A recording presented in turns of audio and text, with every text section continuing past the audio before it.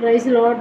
ஆண்டவரும் கர்த்தருமாய் இயேசு கிறிஸ்துவின் வல்லமையுள்ள நாமத்தினால உங்களை வாழ்த்துக்கிறேன். மீண்டும் ஒரு நம்ம இன்னைக்கு வசனத்தை தியானிக்க போகிறோம்.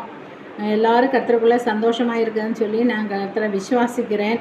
எல்லோரும் சந்தோஷமாக இருங்க. அப்படி தான் நமக்கு தேவனோட ஆசீர்வாதங்களை பெற்றுக்கொள்ள முடியும். ஆண்டவர் சொன்ன வார்த்தைக்கு நம்ம கீழ்ப்படியணும். முதலாவது யோவான் 11ஆம் அதிகாரத்தில் மார்த்தாள், மரியா, லாசரு 3 சகோதரர்கள் இருக்கிறது நமக்கு தெரியும். 3 சகோதரர்கள் வீட்டில் ஆண்டவர் அடிக்கடி போவாங்க. அவங்க மேல் பிரியமாக இருந்தாங்க. லாசரை ஆண்டவரோட சிநேகிதன் சொல்லி வேதம் சொல்லப்படுகிறது. ஒரு நாளைக்கே லாசருக்கு சுகம் இல்லாமல் ஆயிடுச்சு, வியாதிப்பட்டது. அவங்க இயேசு வேற ஒரு இடத்துல ஊரில் இருந்தாங்க. சொல்லி அனுப்புனாங்க, நீ சிநேகிக்கிற உன்னோட சிநேகிதனாக இருக்கிற லாசர் வியாதியாக இருக்கிற, நீங்கள் அவனை சுகமாக்கணும்னு சொல்லி அனுப்பினாங்க. ஆண்டவர் கேட்டுட்டு 2 நாள் திரும்பவும் கூட இருந்தாங்க. திரும்ப அவர் 4 நாள் கழித்து வராங்க. வர்றதுக்குள்ளார லாசர் மரித்து போயிடுச்சு. மரித்து போனதையும் சகோதரிகள் எல்லாம் ஓடி வராங்க. நீங்கள் இருந்தீங்களானா என்னோடய சகோதரன் மரித்திருக்க மாட்டேன்னு சொல்லிட்டு 2 சகோதரிகள் அதே வார்த்தையை சொன்னாங்க. மார்த்தாள் நீங்கள் இருந்தால் என் சகோதரன் மரிச்சிருக்க மாட்டேன்னு சொல்லிட்டு அவர்கிட்ட சொல்கிறாங்க. இயேசு இவங்க அழுகிறத பார்த்துட்டு இயேசு கூட மனம் கலங்கி போயிடுச்சு. அவரும் அழுதார். அதுக்கப்புறம் அவனை எங்கே வச்சிருக்கிற அப்படின்னு சொல்லி கேட்குறாங்க. அப்புறம் இந்த இடத்துல கொண்டு காட்டுறாங்க. கல்லை எடுத்து போடு அப்படின்னு சொல்லும்போது, உடனே எடுத்து போடுன்னு சொல்லும்போது மார்த்தாள் உடனே சொல்கிறாங்க, ஆண்டவரே 4 நாள் ஆயிடுச்சே நாருமே அப்படின்னு சொல்கிறாங்க. சொன்னோடனே ஆண்டவருக்கு அவர் சொன்னாங்க, நீ விசுவாசித்தால் தேவ மகிமை காண்பாய். நம்ம வாழ்க்கையிலும் நம்ம அதிகமாக விசுவாசிக்க வேண்டும். தேவ மகிமை வெளிப்படணுனாக்கா அவர் விசுவாசத்தை எதிர்பார்க்குறாங்க. நீ விசுவாசி அப்போ தான் தேவ மகிமையை காண முடியும் அப்படின்னு சொல்கிறாங்க. அப்புறம் அவர் கல் எடுத்து போடுன்னு சொல்லிவிட்டு அவர் என்ன பண்ணாங்க, உடனே தானே லாசரை உயிர்ப்பிச்சதாக நம்ம பார்க்குறோம். நம்ம வாழ்க்கையிலும் கூட நிறைய காரியங்களில் நம்மளுக்கு இது எப்படி நடக்கும், இதெல்லாம் நடக்காது அப்படின்னு சொல்லிட்டு நம்மளுக்குள்ளே அவிசுவாசம்தான். அதனாலே நம்ம தேவ மகிமை காணாமல் இருக்குது. அதே மாதிரி தேவனோட மகிமை நம்ம வெளிப்படணும். ஆண்டோட வார்த்தைகளை சொல்லப்படுறது, நீ என்னில் மகிமைப்படுவாய், நான் உன்னிலும் மகிமை பண்ணணும். கர்த்தர் நம்ம மேலே மகிமை அடையணும். அதே மாதிரி அவருக்கு பிரியமாக நம்ம நடந்து நம்ம வாழ்க்கையை பூர்த்திகரிக்கணும். அதே மாதிரி கர்த்தரில் நாம் மகிமைப்படணும். அதுவும் ஆண்டவர் விரும்புகிற காரியமாக இருக்குது. அப்புறம் தேவ மகிமையை அவங்க கண்டாங்க, எல்லோரும் கண்டாங்க, எல்லாரும் விசுவசித்தாங்க. எல்லாருக்கும் யூதர்கள் எல்லாம் கூட விசுவாசம் வச்சாங்க இயேசு மேலே. இவர் பெரிய காரியம் 4 நாள் ஆன லாசரை உயிர்ப்பிச்ச நிமித்தம் ஒரு விசுவாசம், அங்கே ஒரு தேவ மகிமை வெளிப்பட்டது. அப்புறம் யோவான் 2ஆம் அதிகாரத்தில் இன்னொரு காரியம் வருகிறது. அங்கே கானா ஊரில் கல்யாணத்தில் இயேசு அழைக்கப்பட்டிருந்தாங்க. அந்த கல்யாணத்தில் திராட்சை ரசம் குறைவுபட்டது, தீர்ந்து போயிடுச்சு. உடனே தானே இவர் அந்த பச்சை தண்ணியாக இருக்கிறா, அந்த பச்சை தண்ணியை கொண்டு பரிமாறுன்னு சொல்லும்போது அங்கே பச்சை தண்ணி வீஞ்சாக மாறியச்சு. அதாவது பச்சை தண்ணி திராட்சை ரசமாக மாறியச்சு. அப்போ எல்லாரும் ருசி பார்த்துட்டு, முந்தின திராட்சை ரசத்தை பார்க்கலும் இந்த பிந்தின ரசம் எவ்வளோ ருசி உள்ளதாக இருக்குது, மகிமை உள்ளதாக இருக்குதுன்னு சொல்லி எல்லாருக்குள்ளே முதலாம் அற்புதம் செய்தாங்க. அதன் நிமித்தம் சீஷர்களோடு அவர் மேலே அதிகமாக விசுவாசம் வச்சாங்கன்னு சொல்லி யோவான் 2ஆம் அதிகாரம் 11ஆவது வசனத்தில் நம்ம வாசிக்கலாம். நம்ம வாழ்க்கையிலும் அப்படி தான் அற்புத காரியங்களை அவர் செய்வாங்க.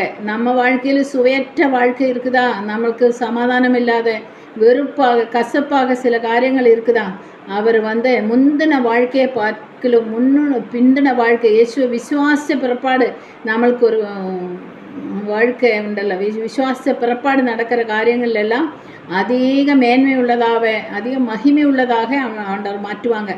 அவரை ஏற்றுக்கொள்றதுக்கு முன்னால் வேறு விதமாக இருந்தது. அவரை ஏற்றுக்கொண்டு அவர் விசுவாசி அவர் சமூகத்தில் உட்கார்ந்து பிறப்பாடு நம்ம வாழ்க்கை திராட்சை எப்படி ருசியுள்ளதாக மாறினது போல் நம்ம வாழ்க்கையிலும் சுவையுள்ள, ருசியுள்ள, ஒரு சமாதானமுள்ள, சந்தோஷமுள்ள, ஒரு நிறைவான, ஒரு ஆரோக்கியமான ஒரு வாழ்க்கை நம்மளுக்கு கிடைக்கும். அல்லேலூயா, அல்லேலூயா.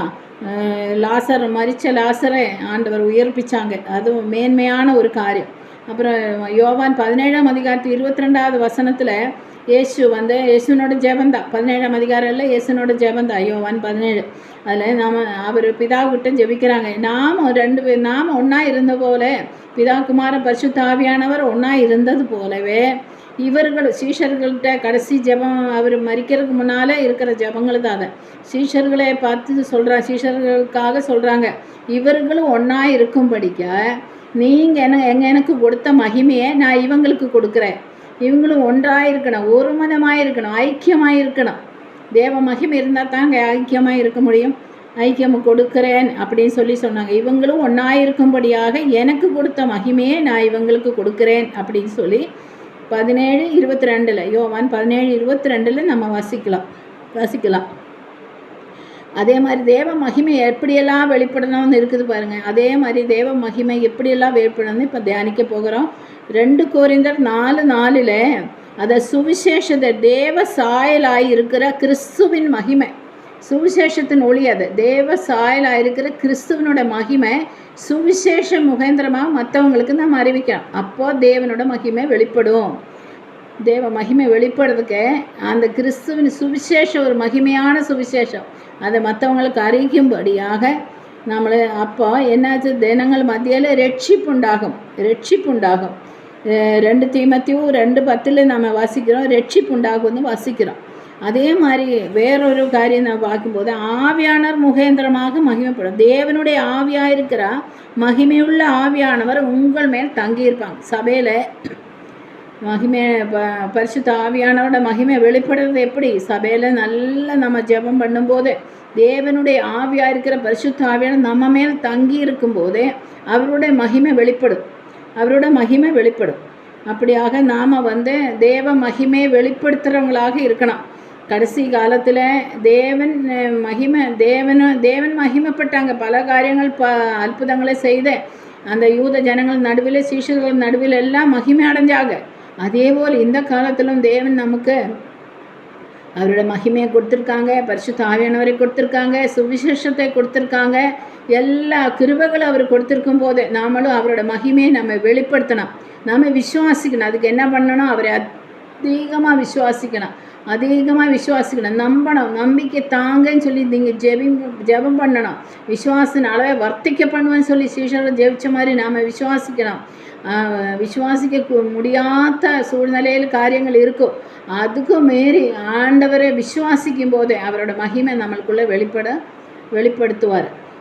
அல்லேலூயா. கர்த்தர் இந்த வார்த்தைகளை எல்லாம் ஆசீர்வதிக்கட்டும். நாம் இப்போ ஜெபிக்கலாம். நல்ல ஆண்டவரே, நன்றியோடு உன்னை துதிக்கிறப்பா, உன்னை மகிமைப்படுத்துகிறேன். நீ விசுவாசால் தேவ மகிமே காண்பாய்ங்கிற வார்த்தையின் பிரகாரமாக நாங்கள் எல்லாம் விசுவாசிக்கிறோம்ப்பா. இதை கேட்குற அனைவரும் விசுவாசினாலே வர்த்திக்கப்படும். அனைவரும் விசுவாசிக்கட்டும். தேவ மகிமை கேட்குறவங்க முகேந்திர வெளிப்படட்டும் அப்பா. ஒருபடி விசுவாசிக்கட்டும். சபையில் விசுவாசம் உண்டாகட்டும் அப்பா. கடைசி காலத்தில் மனுஷகுமாரை வெளிப்படும்போது விசுவாசத்தை காண்பாரோன்னு சொல்லிட்டு ஆண்டவரே வேதம் சொல்லப்படுகிறது. விசுவாசத்தை அப்பா அதிகமாக எதிர்பார்க்குறாங்க ஆண்டவரே. ஸ்தோத்திரம் ஆண்டவரே. தேவ மகிமை வெளிப்படுத்துறதுக்கு எங்களை எடுத்து பயன்படுத்தும். கேட்குற அனைவரையும் பயன்படுத்துவீராக. நாம மாத்திரம் மகிமைப்படுத்த இயேசுவின் மூலம் பிதாவே, ஆமென்.